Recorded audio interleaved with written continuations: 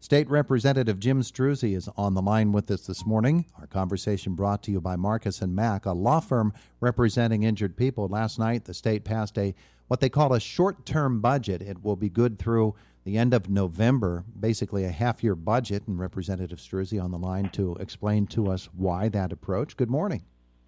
Good morning, Todd. Thanks for having me on. So why? Why go at it this way? Is it just simply because you don't have any idea really what the revenues will be?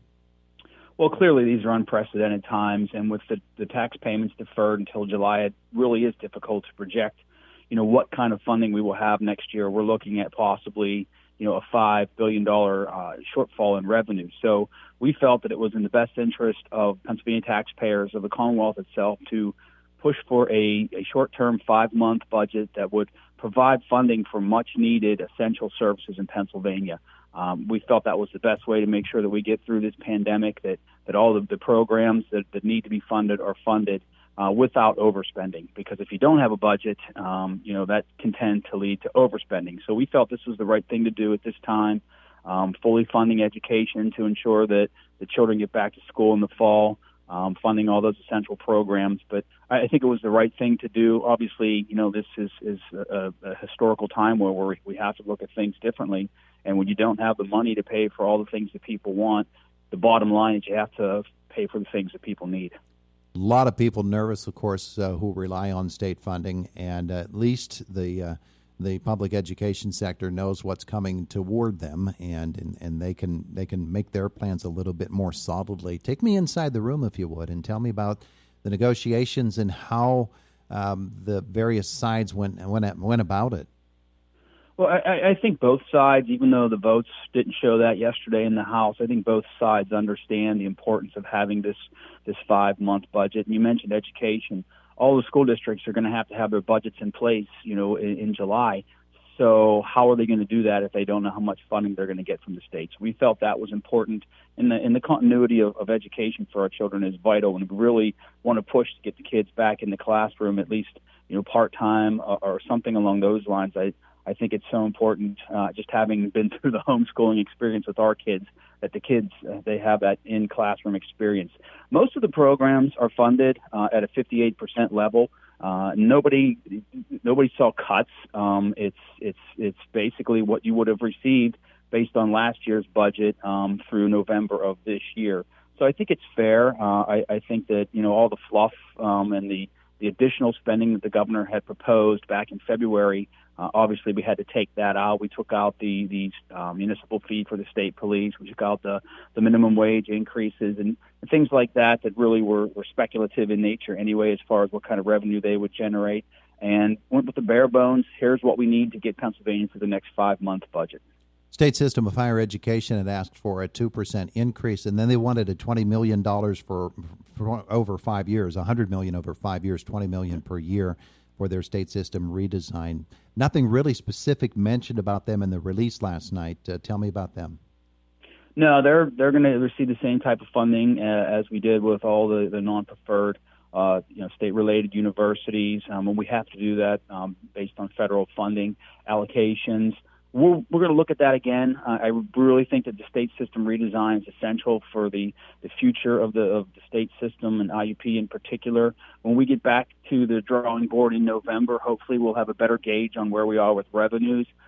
There's a lot of different predictions out there, Todd, a lot of different modeling about the shape of the economic recovery that will come after the COVID crisis ends, which I hope will be very soon for all of Pennsylvania, particularly for, of course, Indiana County.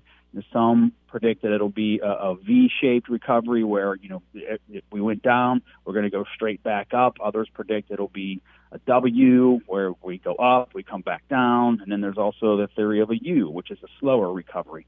I think it's going to be a swift recovery, and I think we're going to see a lot of revenues come in. People are anxious to get out. I know some people are still nervous, and I understand that, but I do think you'll see the stock markets go back up. I think you'll see investments. I think you'll see a lot of positives come once we get into the green phase, which I'm very confident the governor will announce that for us this week, and things will get back to normal, and we'll start to see those revenues for state funds increase. But right now, it's a bleak situation, and I give credit to all of the staff members here who work on the budget.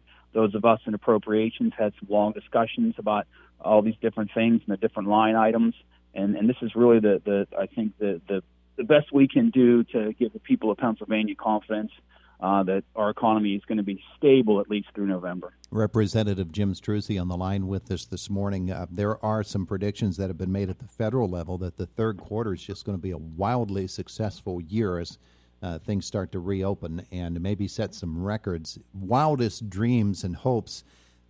Could the budget that was passed last night, then when come November, be revisited and you say, okay, now we know and we have a better picture and the numbers are coming in and they're looking pretty good, so we can begin to think about increasing some folks, for instance, public education?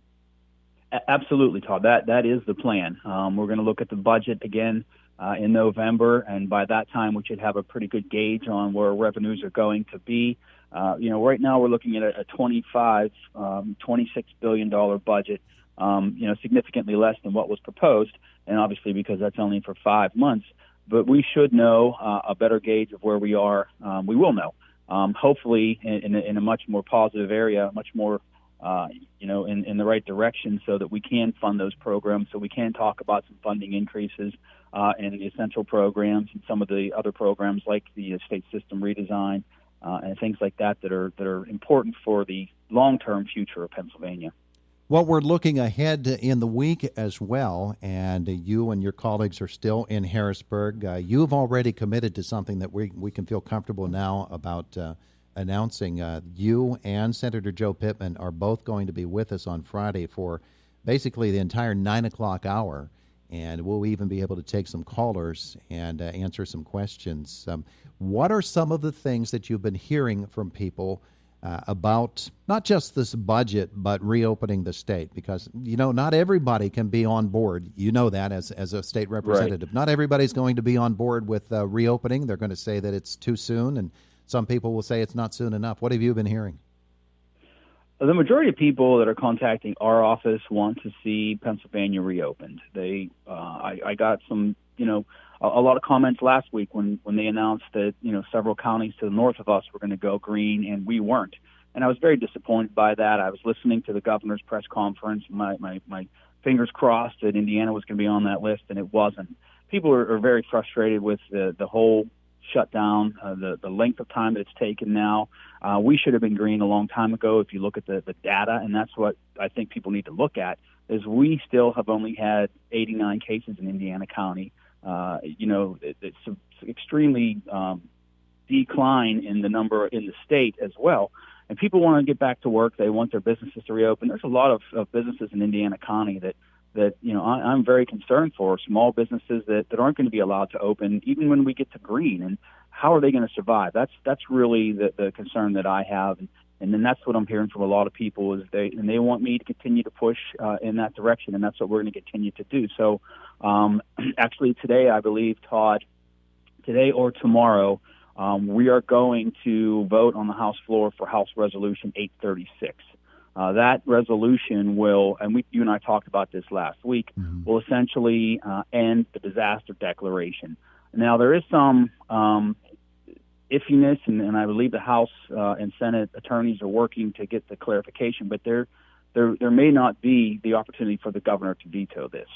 But we're going to vote it through, hopefully today in the House or tomorrow, and then they'll go to the Senate, and that might be it. That might be all that it takes. But that's still uncertain. They're looking at, the legalities of this because it's something that's never really happened before. But we do need to put some power back into the hands of the legislature. It's been very frustrating. We've been pushing these bills, and people have, applauded us pushing the bills to reopen various sectors of the economy, only to have the governor veto them. And I know that seems like it's a waste of time and energy to some people, and I understand that. But that's the voice that we have. That's the only power we have over the governor is to try to appeal to common sense and to push these bills in front of his desk and force him to veto them.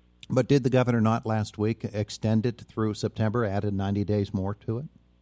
He did, and that's why we're going to push this declaration now to try and end that so that we can get things back to a better state of normalness for people. All right, so That's going to be an interesting vote to watch today. Anything else that we need to know about what's happening in Harrisburg? Obviously, we're looking for the Senate to pass the budget today. That should be happening too, yes? Right, yes. You never know what's going to happen down here on That's a given true. day at times, Todd. And I find it very, very exciting to sit on the House floor and to participate in some of the debates and hear the discussions and the committee meetings. I have a Children and Youth Committee meeting here at 9. There's always a lot of interesting bills as we try to work to make Pennsylvania better, and I'm gonna continue to push things in the direction that the people of Indiana County want me to push them in. All right, very good. Representative Jim Struzzi, thanks for spending some time with us today. I know you're very busy. Absolutely, Todd. Anytime. All right, thanks so much. Have a great one. You too. Bye. State Representative Jim Struzzi.